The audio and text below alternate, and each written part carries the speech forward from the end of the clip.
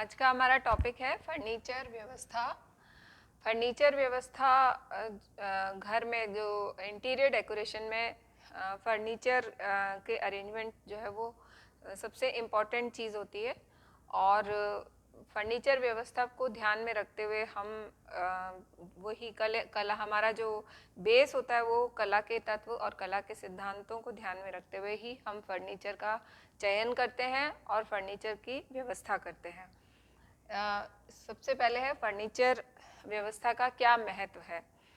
तो इसमें सबसे पहले तो हमारी जो कार्य क्षमता है वो अच्छी हो जाती है या कार्य क्षमता में सुधार आता है, क्योंकि हम जो भी फर्नीचर का सिलेक्शन करते हैं, स्पेशली जैसे हम कोई मतलब जैसे स्टडी रूम के लिए हम फर्नीचर का चयन कर रहे हैं, तो हम जो जिस व्यक्ति के लिए ये हम सिलेक्शन कर रहे हैं उसकी हाइट के अकॉर्डिंग हम फर्नीचर की हाइट और उसकी जो विड्थ है वो लेते हैं। और मतलब जितना बड़ा कमरा है और जो व्यक्ति है उसके हिसाब को उसको ध्यान में रखते हुए हम फर्नीचर का चयन करते हैं। तो यदि हाइट और लेंथ दोनों उसकी विड्थ दोनों प्रॉपर होंगी तो हमारी कार्य क्षमता में सुधार आएगा। साथ ही साथ हमें हमारा कम श्रम लगेगा और समय की भी बचत होगी। तो सबसे पहले तो हमारी कार्य क्षमता में सुधार आता है। दूसरा कि अगर सही फर्नीचर है तो वह हमारे लिए बहुत आरामदायक भी हो जाता है। हम उसमें हम कार्य करते समय हम रिलैक्स फील करते हैं। और इसके अलावा फर्नीचर जो है वो वस्तुओं के संग्रह के लिए भी काम में आता है। जैसे अलमीरा है, अलमीरा को खरीदते समय हम हमारी जो रिक्वायरमेंट है उसके हिसाब से, हमारी आवश्यकता के अनुसार और हमारे कितने कमरे हैं उसके हिसाब से हम अलमीरा खरीदते हैं। तो उसमें हमारा वस्तुओं का संग्रहकरण हो जाता है। और उस अलमीरा स्पेशली जो गोदरेज की अलमीरा है, स्टील अलमीरा है, उसमें ना तो नमी आती है और ना ही चूहे काटने का डर रहता है। तो वो इंसेक्ट्स और इंसेक्ट्स जो छोटे छोटे इंसेक्ट्स होते हैं उनसे भी बचाव हो जाता है। तो ये बहुत बड़ी सुविधा होती है फर्नीचर से कि हम हमारे चीज़ों का जो संग्रहीकरण है वो सुरक्षित रूप में कर सकते हैं। और आजकल तो जो मॉड्यूलर किचन बनती है उसमें भी गोदरेज स्टील का फर्नीचर यूज़ में आता है। मतलब गोदरेज स्टील यूज़ की जाती है मॉड्यूलर किचन में, जिससे कि उसमें कोई दीमक लगने का डर नहीं रहता, नमी से वो ख़राब नहीं होता और स्टर्डी होता है और बहुत लॉन्ग लास्टिंग होता है। तो इसलिए फर्नीचर किस प्रकार का होगा वो हमारी रिक्वायरमेंट के हिसाब से हम खरीदते हैं। हम कहाँ घर बना रहे हैं, या हमारा ट्रांसफरेबल जॉब है, या किस तरह की हमारी कंडीशंस हैं उसके हिसाब से हम फर्नीचर खरीदते हैं। इसके अलावा फर्नीचर जो है वो हमारे स्वास्थ्य के लिए भी अच्छा होता है। स्पेशली जब हम बेड के लिए जो मैट्रेस खरीदते हैं, गद्दे जो खरीदते हैं, तो यदि हमारी बैक में प्रॉब्लम है या हम बहुत ज़्यादा सॉफ्ट बेड से हमारे कमर में दर्द हो जाता है, तो हम अपने हिसाब से उसका अरेंजमेंट कर सकते हैं। और ऑर्थोपेडिक मैट्रेसेस आते हैं, उनका उपयोग करके हम हमारे स्वास्थ्य को भी अच्छा रख सकते हैं। और बहुत सारी इस फर्नीचर में मतलब किस प्रकार का पोस्चर होगा, चेयर्स पे बैठने में अलग अलग तरह की चेयर्स होती हैं, उसमें अलग अलग तरह का हमारा पोस्चर होता है। तो कई चेयर्स ऐसी होती हैं जिसमें कि नीचे से ऊपर तक इस तरह का बैक होता है कि हमारी पूरी जो रीढ़ की हड्डी है उसको सपोर्ट रहता है, तो हम उस चेयर पे ज़्यादा देर तक बैठ सकते हैं। तो हमारी कैसी फिज़िकल कंडीशन है या हमें किस में आराम मिलता है, वो उस हिसाब से अगर हम फर्नीचर खरीदें तो हमारा स्वास्थ्य भी अच्छा रहता है। इसके अलावा इंटीरियर डेकोरेशन के लिए भी फर्नीचर जो है वो उसका बहुत मुख्य योगदान होता है। अगर हमने जो फर्नीचर खरीदा है वो कमरों के हिसाब से उपयुक्त है हमारी हमारे घर में कितने लोग हैं उनकी संख्या के हिसाब से अगर उपयुक्त है और हमने उसका अच्छे से अरेंजमेंट किया हुआ है तो वो इंटीरियर डेकोरेशन में भी एक बहुत मुख्य पार्ट प्ले करता है। और इसके अलावा ये फर्नीचर जो है वो हमारी सामाजिक प्रतिष्ठा के लिए भी ज़रूरी होता है। और जहाँ भी जैसे कहीं भी हम जाते हैं, कहीं भी हम किसी के भी घर जाते हैं तो वहाँ पर जिस प्रकार का उनका फर्नीचर होता है उस हिसाब से हम उनका एक तरह से हमारा एक वो उनके प्रति हमें ये भी पता चलता है कि उनका क्या स्टैंडर्ड है। तो सामाजिक प्रतिष्ठा भी फर्नीचर के हिसाब से हम आंक सकते हैं। अच्छा, फिर है फर्नीचर का प्रकार। फर्नीचर का प्रकार जो है वो कई प्रकार मतलब हम कई तरह से फर्नीचर के प्रकार देखते हैं। जैसे सबसे पहला है पदार्थ के हिसाब से फर्नीचर। तो पदार्थ के हिसाब से जैसे फर्नीचर के कई प्रकार होते हैं। जैसे लकड़ी का फर्नीचर अलग होता है। लकड़ी में भी अलग अलग तरह की लकड़ियाँ होती हैं, जैसे बबूल की लकड़ी है, शीशम की लकड़ी है, सागवान की लकड़ी है। तो ये भी हमें इसका भी अंदाज़ा होना चाहिए। अगर हम लकड़ी का फर्नीचर ले रहे हैं तो हमें पहचान होनी चाहिए फर्नीचर की कि ये कौन सी लकड़ी का फर्नीचर है। अच्छा, फिर उसके बाद बेंत का फर्नीचर जो कि बहुत ही पुराने टाइम से चलता आ रहा है, ब्रिटिशर्स के ज़माने से चला आ रहा है। तो ये बेंत का जो फर्नीचर होता है ये बहुत लॉन्ग लास्टिंग होता है और बहुत स्टर्डी भी होता है और वज़न में हल्का भी होता है और कहीं भी हम कैरी भी कर सकते हैं उस फर्नीचर को। तो यदि ट्रांसफरेबल जॉब है तो बेंत का फर्नीचर भी अच्छा रहता है।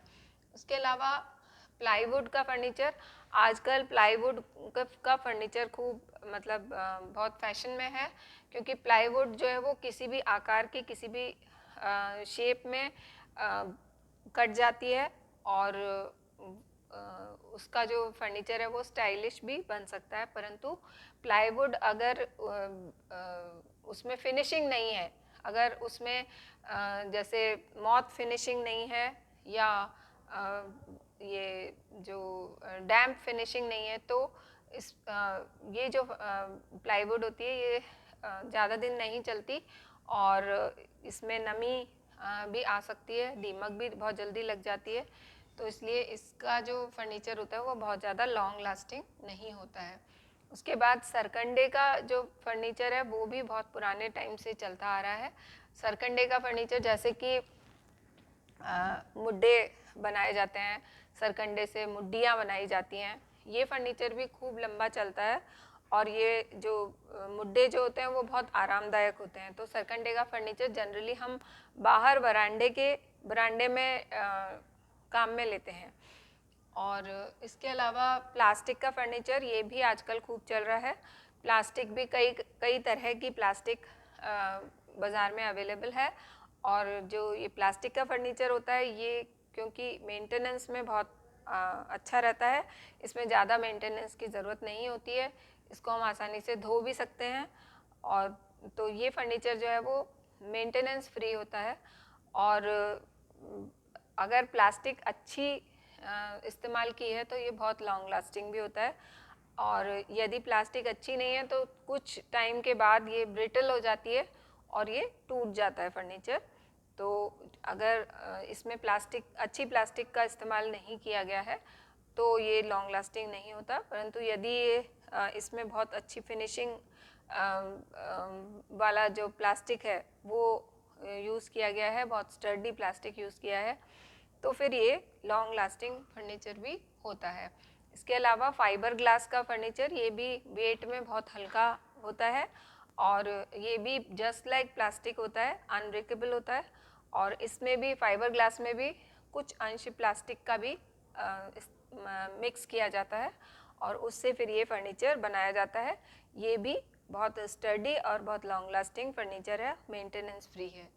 और इसके अलावा गद्देदार फर्नीचर भी काम में लिया जाता है। ये पहले ज़्यादा काम में लिया जाता था, जैसे स्प्रिंग के सोफ़े हुआ करते थे या कॉयर के सोफ़े या कॉयर की चेयर्स, स्प्रिंग की चेयर्स, ये यूज़ में ली जाती थी। और इसके अलावा इसमें कॉटन भी यूज़ की जाती है, फाइबर कॉटन भी यूज़ की जाती है। परंतु ये जो फर्नीचर होते हैं ये बहुत ज़्यादा लंबे चलते नहीं हैं, ये जल्दी से ख़राब हो जाते हैं, क्योंकि इसमें स्प्रिंग होती है, तो वो स्प्रिंग जो है उसका एडजस्टमेंट बिगड़ जाता है और उससे ये फर्नीचर ख़राब हो जाता है। तो ये बहुत ज़्यादा लॉन्ग लास्टिंग नहीं होता और इसमें काफ़ी मेंटेनेंस की ज़रूरत होती है, इसलिए आजकल ये फर्नीचर ज़्यादा नहीं चलता है।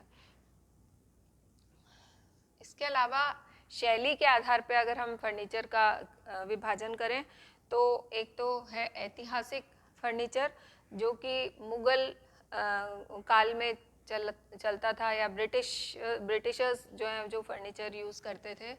और इसके अलावा आधुनिक फर्नीचर जो कि आजकल यूज़ किया जाता है। तो ऐतिहासिक जो फर्नीचर होता था वो जैसे लकड़ी का, स्पेशली सागवान की लकड़ी का फर्नीचर या शीशम की लकड़ी का फर्नीचर यूज़ किया जाता था, और इसमें कार्विंग होती थी। आज भी अगर हम ये सहारनपुर की तरफ जाएं तो वहाँ पर ये कार्व्ड फर्नीचर बहुत ज़्यादा मिलता है। तो आज भी ये फर्नीचर अवेलेबल है, मगर पहले के ज़माने में यही फर्नीचर चलता था, तो उसमें बहुत बारीकी से नक्काशी की जाती थी, और वो नक्काशी युक्त फर्नीचर काम में लिया जाता था। ये जो फर्नीचर था लकड़ी का भी बनाया जाता था, जिसमें सागवान और शीशम यूज़ किया जाता था, और इसके अलावा पत्थर का फर्नीचर भी यूज़ किया जाता था। तो पत्थर जो है वो भी मार्बल यूज़ किया जाता था, और उसमें भी नक्काशी की जाती थी। और इसके अलावा ब्रिटिशर्स के टाइम पे जो फर्नीचर था उसकी फिनिशिंग बहुत अच्छी दी जाती थी, और जो उसका जो या ज़्यादातर लकड़ी का फर्नीचर होता था, या फिर बेंत का फर्नीचर होता था। और बेंत का जो फर्नीचर है वो उसकी बहुत अच्छी एज होती है, अगर वो ठीक से बना हुआ है, मतलब कुशल हाथों से बना हुआ है, तो उसकी लाइफ जो है वो बहुत ज़्यादा होती है, उस फर्नीचर का कुछ भी नहीं बिगड़ता। अच्छा, इसके अलावा आधुनिक फर्नीचर जैसे कि अभी आपको बताया कि अलग अलग तरह का होता है, जिसमें प्लास्टिक फर्नीचर भी होता है, फाइबर ग्लास का भी होता है, और लकड़ी का भी फर्नीचर काम में लेते हैं। और इसके अलावा धातु का फर्नीचर भी काम में लिया जाता है, धातु का फ्रेम होता है, और उसमें फिर इसको कोई भी प्रकार का जो फर्नीचर होता है उसको मटेरियल होता है उसको उसमें फ्रेम में डाल दिया जाता है।